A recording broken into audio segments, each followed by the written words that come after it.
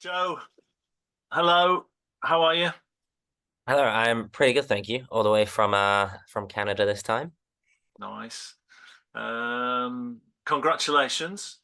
Fourth place. I know you probably wanted third place, and we'll get into the difference between third place and fourth place and your mud bath acrobatics.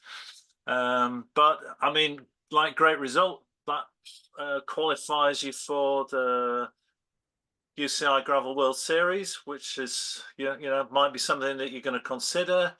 But yeah, tell us about the result, and then we'll start at the end and then go backwards.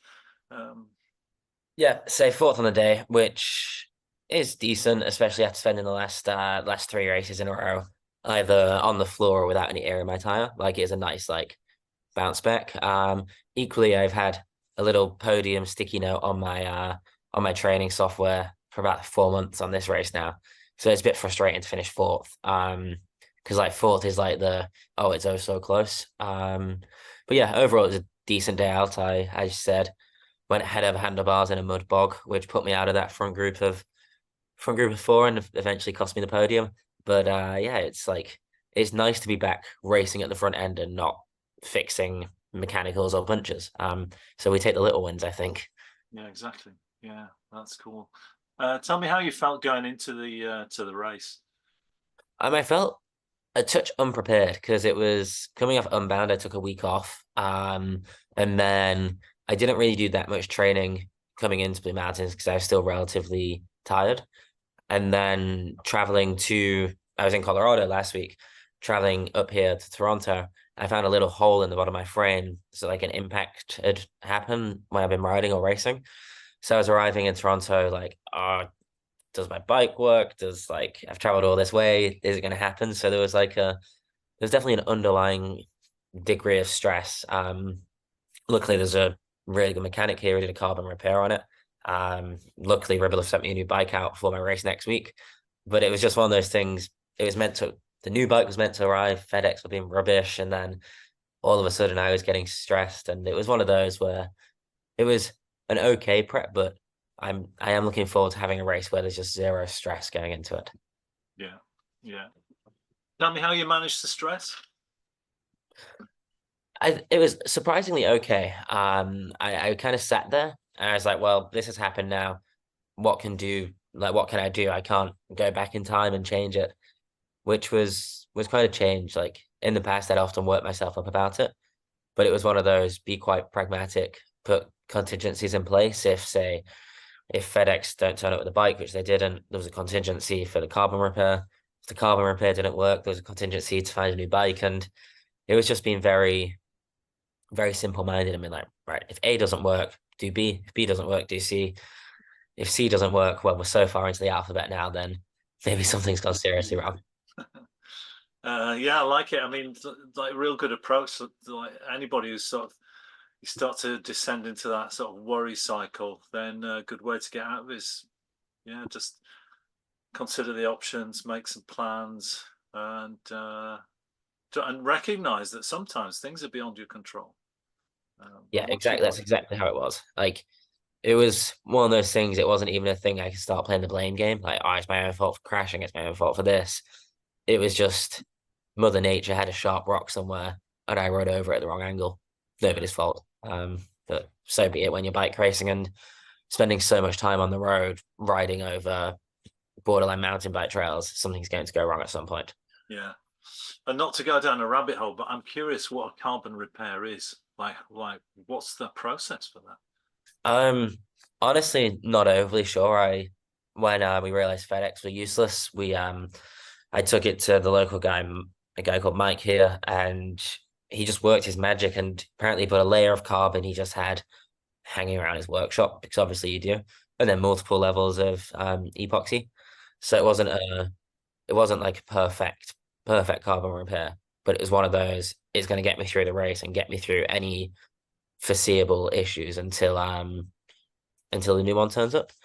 But he gave the bike back to me and I looked at it and it was like perfectly molded in line with the frame and it was a proper like a very, very good job and kind of did away with all my fear. So Yeah, Yeah, that's I'm cool. very grateful for him, 'cause otherwise I'd have been scrambling around on Friday night for another bike.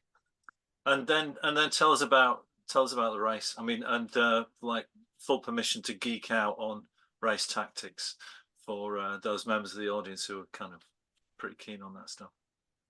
So it was very much a road race. Like I'd say it was 97% of the course was a road race, 3% was a cyclocross race. There actually wasn't that much gravel racing itself in it. There was the surface is what I call princess gravel. It's kind of tarmac with a thin layer of gravel over the top of it, but you could easily ride your road bike on it. And it wasn't a massively deep field, but it was quite a stacked field at the top. So everyone kind of knew who to watch. We was all A lot of us actually live in the same town in Spain, in Girona. There was a big Girona representative. So we all know each other's strengths and weaknesses. And straight away it just went bonkers. It's like I was a little bit further back because I stopped for a pee, sorry, in neutral zone. So I was a little bit further back and then it just went bonkers at the start and like potholes everywhere, big gravel holes, puddles because it had been raining and made my way to the front. I was like, right, let's just get in good position for the first woods, which is maybe 10 or 12K in. And that was always where it was going to split because it's a big pinch point. So I entered the woods maybe fifth or sixth wheel and it just split straight away. Like five, six of us got away. And it looked like that could be that. A big group from behind came back to us. And then there was a few like skirmishes, people that attack on climbs, people that look at each other, say very typical road race tactics. And then we hit the bog, which is the main course defining feature, like a 2 kilometer muddy, bumpy. I was gonna say river, but there's like loads of water, big features in there. And five of us got away in that on the first lap, and we never saw anyone else again. So it was quite a. The first lap was very road racy. Like people were looking at each other, scared to attack. Some people were doing too much work. I was being quite I was trying to sit back actually and not get carried away. In fact, I actually went up to the guy who seemed to be the strongest in the race at one point because I was staying with him last week. I was like, man, calm down. Like, there's no need to be this stupid this early on. And then once we get through the bog on that first lap, it's just five of us out front, six of us eventually, because one joins. And then we just roll turns as if it's a road race. Like everyone committed, everyone trying to get the gap out. And ultimately it was us, well, the front five of us did stay away. And then we come into my little swim on lap two Go when, on, tell us about your mud bath on lap two. yeah, so there was five of us pulling turns quite nicely. Going into the bog is actually quite a steep climb, which I got dropped on for like, I don't know, I got dropped for a few hundred meters. As a time trialist, I'm very bad at punchy efforts. So if somebody punches, I have to ride my own pace back. So one of the main guys punched, kind of got a decent gap. Everyone followed, and I was like, right, I'll see you in a few minutes, boys, and just got my head down and did my own thing, rode back to them. We go into the bog, and I'm entering last wheel because I've just ridden back. And it's kind of splitting, but I'm pretty good in this area. But the guy in front of me, easily the strongest guy in the race. He's running the wrong tires in there. Like he's running a super slick tire. So in the mud, he's got no grip, and his back tire is just going left, right, slowing me down, leaving a gap to the front of three, and ultimately what I think in the time potentially letting a race winning gap go. So I shout at him and then move. The left line is the best line. It's drier, it's smooth, like it's still not smooth, but it's better. And importantly, it's shallow in all the puddles. You can ride through the puddles. Um, I needed to take over this dude, and the only way I could do that was going right. 80% of the puddles in there you can ride, right? 80%. And I chose one of them, which was maybe a half-meter gap.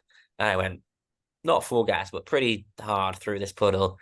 And it was like a cartoon moment where, do you know when someone runs over the cliff and then they stop and just drop? And it was like that. I just kind of rode over it, front wheel into the puddle, back wheel over my head. And I'm lying in, I can't even call it a puddle. It was a bog, like a muddy picture of football pitch, a Sunday league pitch, which hasn't been looked after. And the guy just overtaken maybe 50 meters ahead of him. He's just smiling as he comes past me. And I actually did it again just afterwards because the next puddle I stayed on the right and I saved that one to be fair. But I still ended up going leg in bog. But yeah, it was quite embarrassing and also an awful lot muddier than I intended on doing intended on being. But most frustratingly, it put me out of that front group of four. So I then spent the next or the final lap riding by myself to try and, well, ultimately not have the group behind me catch. And I mean, fingers crossed we catch the group ahead. But what actually happened is I was in P5 at that point and did a full lap solo, maybe 45K solo. And in the last 5, 10K, I caught the guy who was in fourth place. He was having some serious GI issues given what I saw come out of his body when I caught him. So I caught him, went straight past him, and ultimately finished fourth. But yeah, frustrating not to be racing for third because it was it was one of those. It was a mistake, but I don't know what I'd have done differently because Yeah. the calculated decision was to get past the slow guy in the bog. It just happened to be I chose Yeah. a bad puddle. Yeah. And there's quite a cool photo of you at the end of the race, wearing the contents of that puddle, which yeah, we'll try and put on the thumbnail for this when we put it Yeah, on. I've got. I realized this weekend riding in and out of that muddy bog that maybe having a heavily white kit is not the move for gravel. Like everything's just like it's it's off white at the minute with loads of mud splatters. Um, but yeah, it's just frustrating. Like, say, I wanted at least a podium, and then to put myself out through such a not even an amateur move, just such a stupid like outcome. Um, but yeah, I did have to have a laugh at myself when I crossed the line and looked what had gone on. But yeah, I mean, yeah, nonetheless, good result, and as you say, nice to break a bit of a run of kind of mechanicals and crashes and stuff. yeah, Just tell us that's about so the race that we're talking about. Like my bad, I should have said this at the beginning. The race that we're talking about was a Blue Mountain edition of a World Gravel Series event. And like, tell us about the Blue Mountain place. I mean, there's like a load of stuff going on there aside from a gravel race, right? yeah. So we're about 2 hours north of Toronto here. And the race started and finished in one of the big ski clubs, Sails in Escarpment, which is basically a big hill which runs the length of Collingwood, and across it there's maybe I don't know, let's say 10 different ski clubs with runs running down them. And we're on one of the Great Lakes here as well. So it's a really stunning place to race. Um, this is actually the race I did last year, my final block in Northern America, and I snapped my wheel 3 kilometers into it. Yeah, So there was kind of a bit of I wanted to get a bit of redemption as well. Um, but yeah, it's absolutely gorgeous here. Like it's kind of a small town. It's kind of the sort of town you'd see in a like a Hallmark Christmas movie, with some really good riding, some really good trails. And the race was this year was good. It's like the thing with the UCI World Series is some of them are slightly underattended just because there's other races on geographically. And last year this was quite underattended, but this year it's nice to see the level growing. And as we said earlier, ultimately gives me the option to go to World Champs in Belgium yeah, in the elite category come September if I want. We run a very similar qualification process to like the Ironman World Championships that you've got to finish in X place in a qualifier to go to Worlds. Um, whether I do or not, I'm not too sure. Yeah, I've said all season World Championships aren't a massive goal of mine. But we'll cross that bridge when we see how I'm doing physically and mentally come October, because that's it's quite late into the season. So we shall see if I get to Worlds. yeah. I'm really enjoying the thoughtful approach to that. So, I know there was a Joe in the past who would have been like, "There's another race, I'm going to do it." Whereas now I'm sensing that you kind of almost stepping around that spotlight decision wheel. It's not just coming from a kind of optimistic, forceful, yeah, let's, everything will turn out fine. We're definitely doing that. It's more, you're adopting different perspectives around decisions, whether to race or not, which is really great from my point of view. Yeah, I think that's year two coming into the kind of coming into play and just a bit of knowledge. Like when I was building this calendar in October last year, I pretty much went right every weekend between March and October, there needs to be a bike race. And I'm now realizing, having only spent about 10 days in my apartment between the start of March and middle of August, like you also need time at home, not just to like mentally recuperate, but to train. Like I haven't trained that much recently, and um it's like I've still got another month out here in the US and Canada, and it's very much, you realize it's great to race, but it's only great to race when you're mentally prepared and physically prepared. Otherwise, it's like, what's the point in going and spending not just like time, money, and whatever, but potential mental and physical energy stressing about it and traveling, which my calendar is very travel heavy, as we all know. And I think there's one eye on next year. Like there's a big lifetime event happening, which I got an email about last night saying, oh, we've re-entered, like reopened entries, come to Utah or wherever it is in I think it's in 3 weeks' time. And it's the one we spoke about back in March offline, the one I was debating doing. And like there was a little part of me was like, oh, let's go to Crusher because I've already marked that as a target for 2025. And it was like, oh, I can do a sighting, I can get the lay of the land.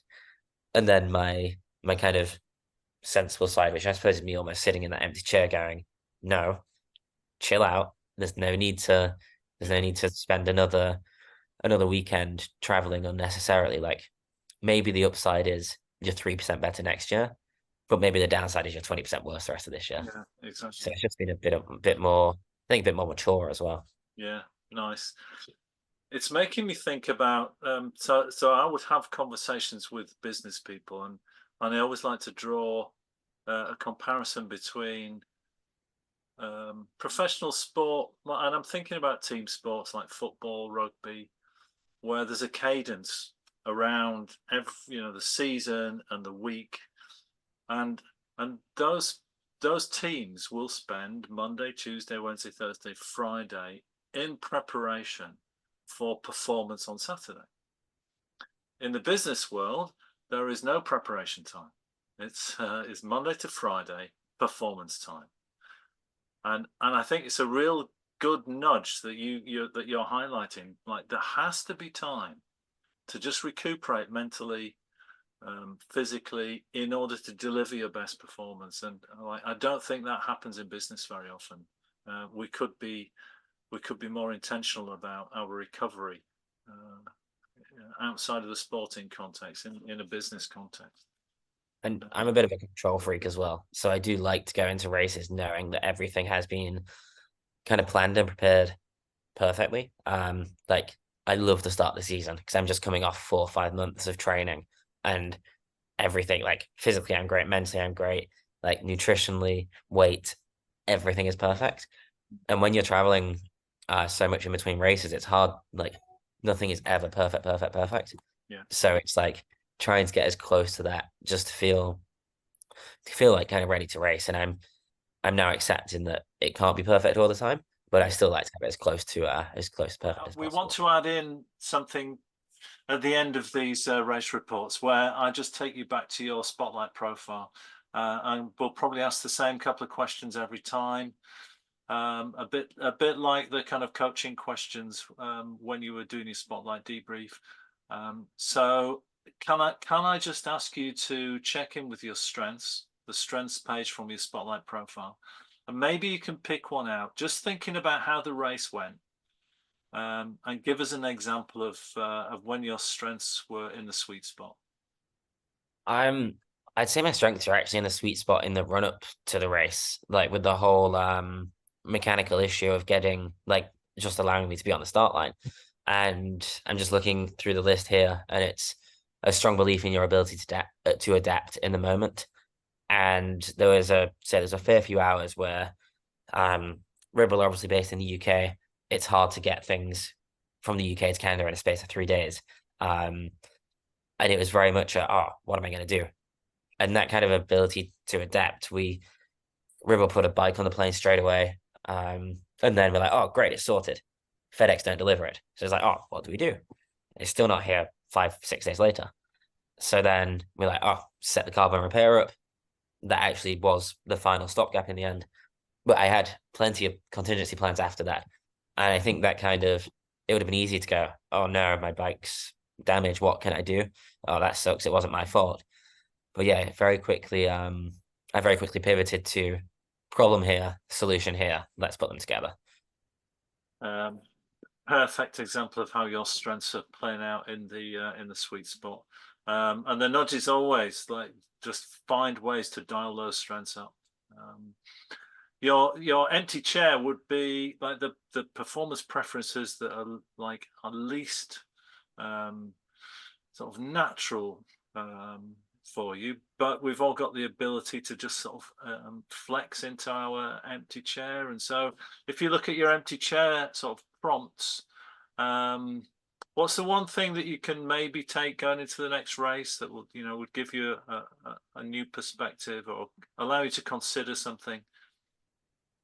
It's probably what should my realistic expectations be?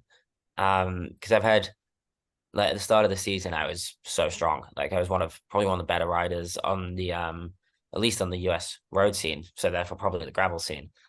And my form isn't quite where it is now, where it was 2 months ago. Loads of different things which we've probably gone into before: work, travel, just mid-season racing, and going into Oregon next week. It's one of those things like, oh, I want to win, but kind of reminding myself that okay, maybe I'm not in perfect form to win, which is fine, but it means I've got to race in a slightly different manner. Like I can't be racing all gung ho and kind of going to the front, driving at full gas, like almost cockily letting a gap go because I know I can just ride it back, which did happen, say at Redlands earlier in the year. I've now got to be a little bit more probably sneaky actually, and kind of stay in the wheels, take opportunities when they come. Because when you can't force an opportunity with your good legs, you've got to be a bit more. You've got to be calmer, and you've got to kind of be more relaxed about it. So I think just reminding myself that realistically, it's a very high level event. Like I'm in decent form, but I'm not in my world best form. Um, just don't go into it massive expectations and see what happens. Yeah, great empty chair thinking, Joe. Thanks for that. Yeah, well, great to hear from you after a fourth place, which is a really strong result after the last couple of races that didn't go as planned, and we just hope it all goes well in Oregon, and excited to get another update from you. Yeah, thank you very much. Yeah, cheers, Joe.